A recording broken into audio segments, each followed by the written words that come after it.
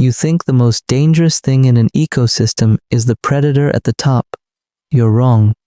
The most dangerous thing is a predator the dominant species hasn't classified as a predator yet. On Arthronia, at 28.5 million years post-seeding, the raptor ant colony is the most successful organism in the history of Chitophilia. It has never lost a territorial war. Its pheromone network has mapped every resource node across the interior. Its algorithm for threat classification has never produced a false negative until now. Because the thing waiting at the edge of the Acid Fern swamp is not in the colony's threat library, and a system that cannot name what it's losing cannot stop losing it. On Earth, ant colonies are among the most sophisticated threat detection systems in the animal kingdom.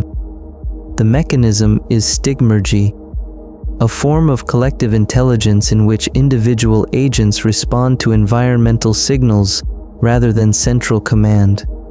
No worker knows the colony's strategy.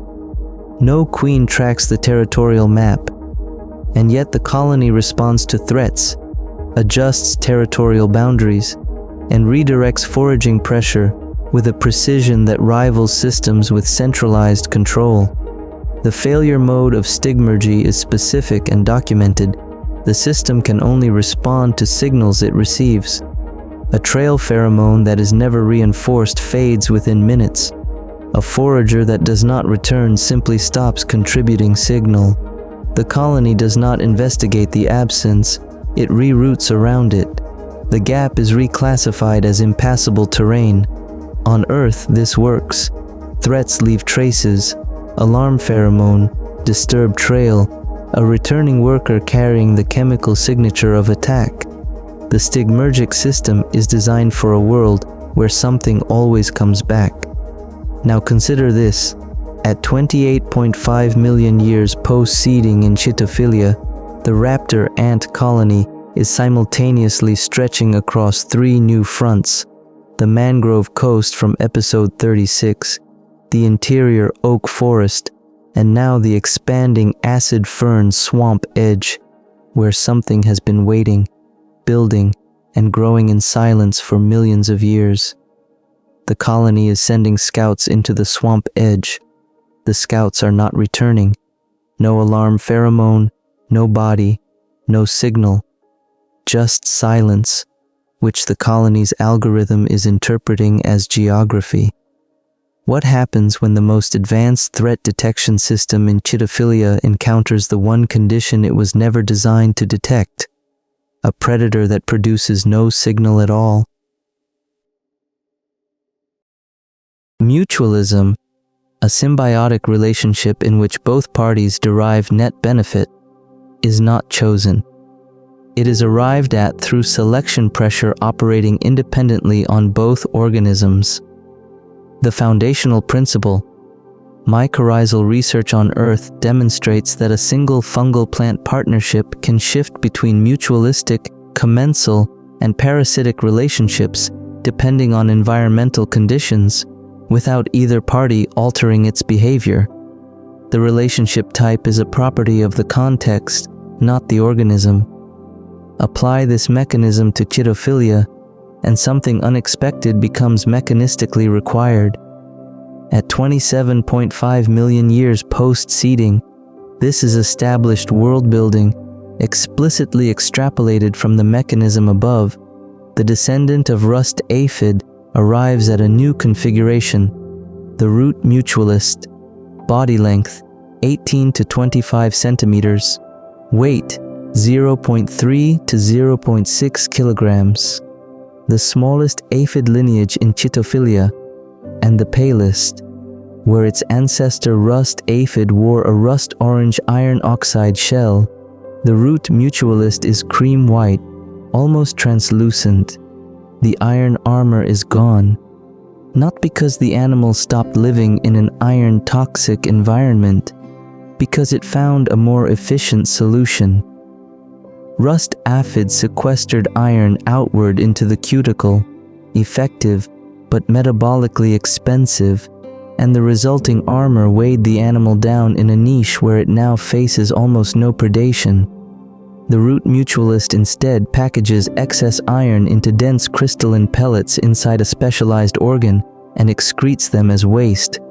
The iron leaves the body cleanly. The cuticle stays light. The energy saved is redirected into colony growth. Its stylet has evolved into a dual-channel instrument. One channel extracts iron-laden sap from the acid fern rhizome. The other injects a biochemical signal into the fern's vascular tissue. That injected signal suppresses the fern's iron uptake response at the feeding site. The plant stops pulling more iron toward the wound. The aphid feeds from a stable, non-escalating source. What began as parasitism has become regulation. The acid fern that hosts the root mutualist does not accumulate iron to self-toxic concentrations at its tapped rhizome nodes. It lives longer. It produces more rhizome mass. The aphid colony, feeding on a healthier host, grows larger and produces denser honeydew. Neither party selected for the other's benefit. Selection pressure simply removed all configurations that didn't produce this outcome. The honeydew. The root mutualist produces is the most nutritionally dense sugar source in Chitophilia. It is also sitting at the center of the most chemically hostile biome in Chitophilia, and the raptor ant can smell it from the swamp edge. The resource temptation is real. The barrier is real. And something the colony has never encountered is already operating on the other side of that barrier, building its own pressure while the ants calculate the risk. But before that pressure becomes visible, something else entirely has already changed the resource landscape. Something the colony didn't notice because it arrived from above. Filter feeding, the capture of suspended particles from a moving medium, has evolved independently dozens of times in Earth's evolutionary history. In aquatic environments, the mechanism is documented across 3 entire insect orders: Ephemeroptera, Diptera, and Trichoptera. Comb-like projections, mucus nets, sieving setae, different structures, same principle. The constraint that keeps filter feeding aquatic is medium density. Particles suspended in air settle faster, disperse more widely, and occur at far lower concentrations than in water. The physics of aerial particle capture require either high air speed, which demands active flight, or structural modifications that dramatically increase surface area relative to body size. On Arthronia's 32% oxygen atmosphere, the physics change. Higher atmospheric oxygen concentration increases atmospheric density. Arthronia's mangrove coastal zone, humid, warm, particle-laden with fungal spores, pollen, fine organic detritus, and salt aerosol, carries suspended organic material at concentrations that exceed any comparable Earth coastal air environment. The medium is dense enough. The constraint is removed. What I describe next is explicitly Arthronian speculation, built on the real mechanism above. At 28 million years post-seeding, a subpopulation of mangrove root aphid, the episode 36 mangrove root aphid, abandons the prop roots entirely and moves into the upper canopy of the blooming mangrove. The canopy filter aphid. Body length, 25 to 35 centimeters. The most slender aphid body plan in Chitophilia, reduced abdomen, long adhesive legs, 6 tarsi, equipped with hook claws, and a microstructured adhesive pad, maintaining grip through tidal wind events. Its stylet no longer pierces. In the entire evolutionary history of Chitophilia's aphid radiation, the stylet has been the lineage's defining inherited tool, the instrument that made every food source accessible. The canopy filter aphid abandons it. The stylet has become a lamellate filtering organ, a fan of 12 to 16 thin, comb-like projections that spread open in humid air, trapping suspended fungal spores, pollen, fine organic detritus, and water droplets. Cilia-like setae sweep filtered material into the central food channel. The animal feeds continuously, passively, without ever touching the plant it rests on. Colonies of 30 to 60 individuals cluster on leaf undersides in overlapping rows, a living filter wall across the canopy surface. When wind shifts, the entire colony reorients simultaneously, turning their lamellate arrays into the new airflow. It produces honeydew still, but not as a drip, as an aerosol, micro droplets of dilute sugar solution released into the humid canopy air, coating nearby leaf surfaces with a thin, harvestable film as they settle.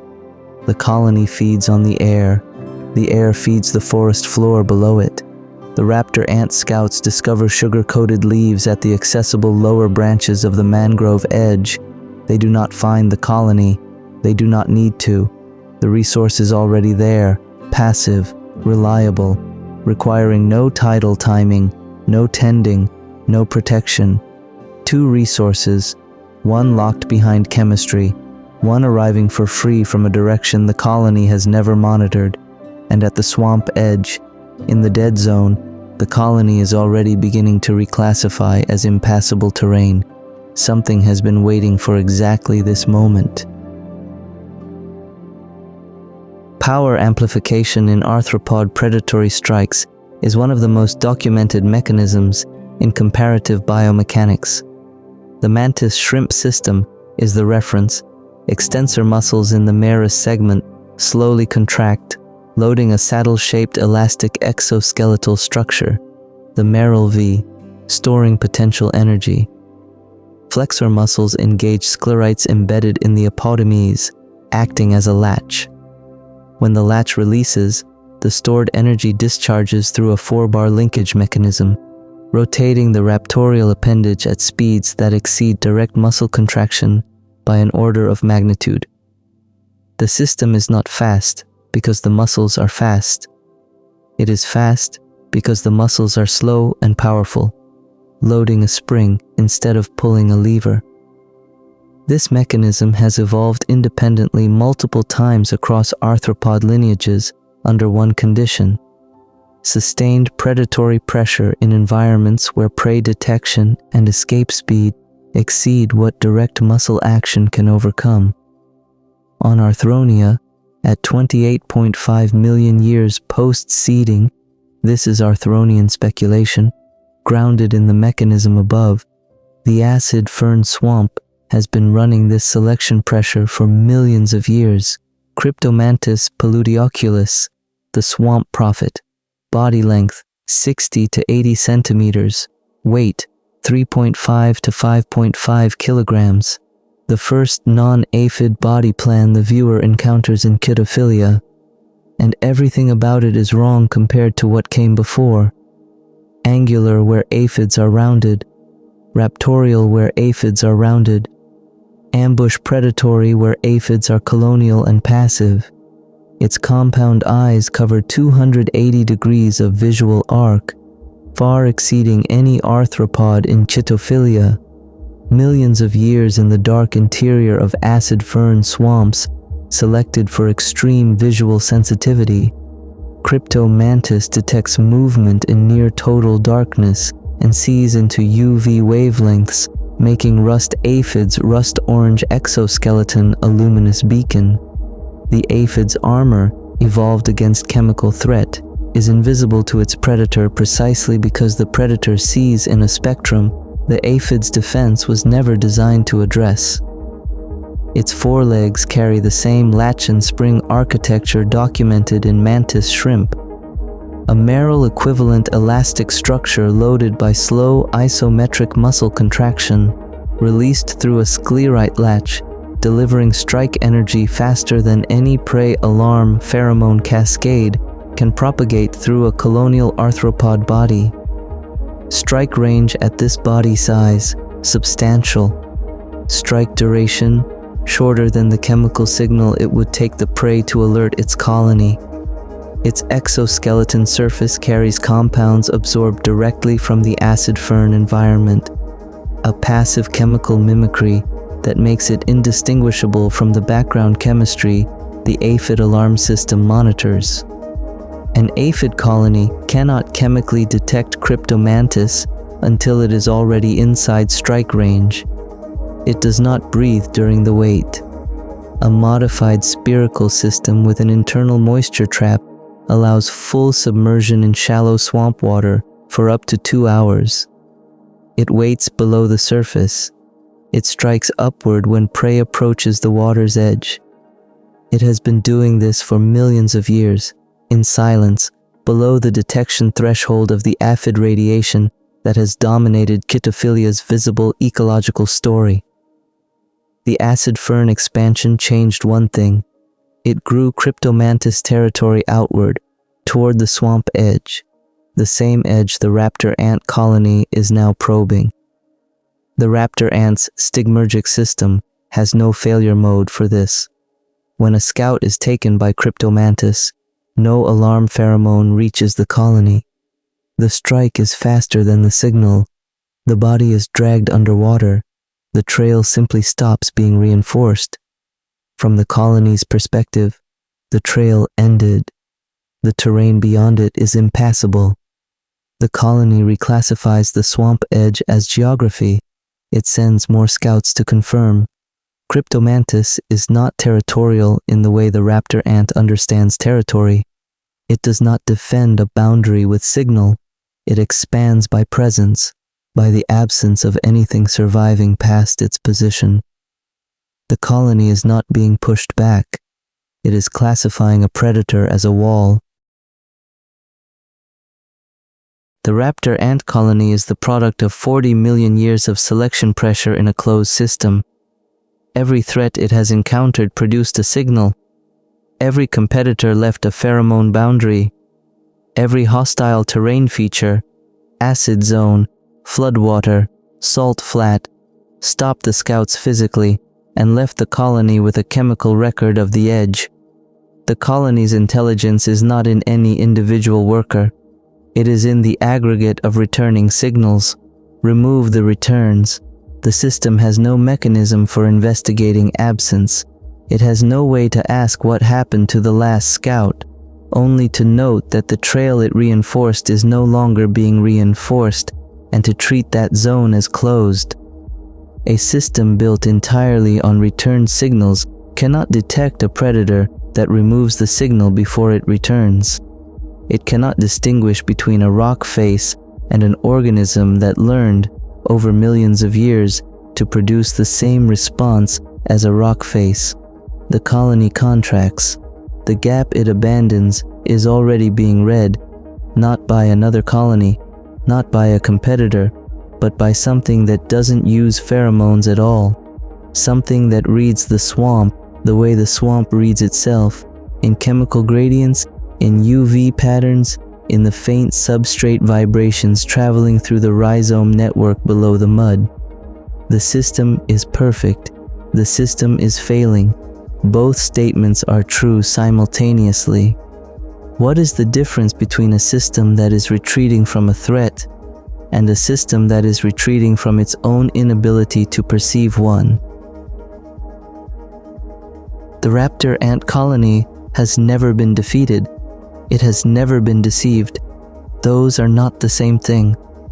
At 28.5 million years post-seeding, the pressure stack building against the Chitophilian raptor ant now has 3 layers, none of which the colony can currently name.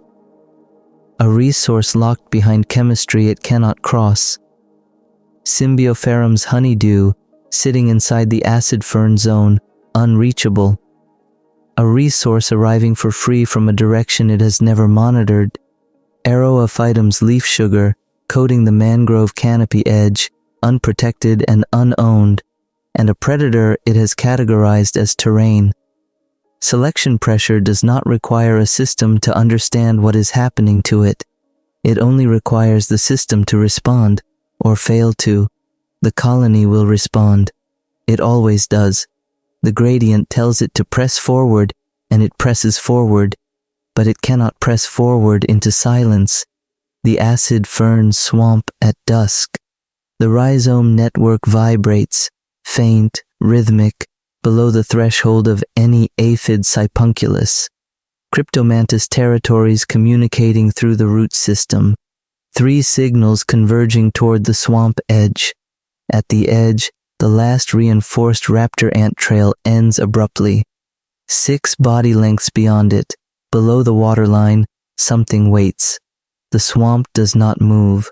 The colony, in the interior, is already redirecting its eastern scouts toward the mangrove coast, toward the passive sugar harvest, toward the tide. It made a decision. It didn't know it was making one.